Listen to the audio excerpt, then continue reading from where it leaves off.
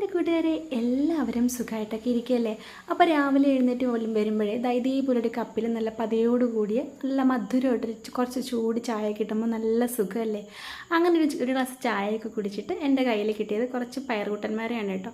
അപ്പോൾ നമ്മൾ അവരെ മെഴുക്ക് പുരട്ടിയാക്കി, പിന്നെ ബാക്കിയുള്ള കറികളൊക്കെ റെഡിയാക്കി ഇതേപോലൊരു ഇല വാട്ടിയിട്ടിട്ട് അതിലേക്ക് ചൂട് ചോറ് വിളമ്പുമ്പോൾ ഉണ്ടല്ലോ നല്ല മണമാണ് കേട്ടോ. ഉച്ചയ്ക്ക് അത് പൊതിയഴിച്ച് കഴിക്കുന്നത് പോലെ തന്നെ നല്ല ആവി പറക്കുന്ന ചോറും ഈ ചമ്മന്തിയൊക്കെ നമ്മുടെ ഇലയിലോട്ട് വെക്കുമ്പോൾ തന്നെ നല്ല അടിപൊളി മണം ഇങ്ങനെ മൂക്കിലോട്ട് അടിച്ച് കയറും കേട്ടോ.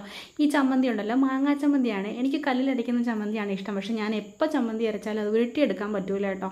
പക്ഷെ അമ്മ അരയ്ക്കുമ്പോൾ നന്നായിട്ട് ഉരുട്ടിയെടുക്കേ, കുറച്ച് ലൂസായി പോവുകയും ഞാൻ ചമ്മന്തി അരയ്ക്കുമ്പോഴത്തേക്കിന്.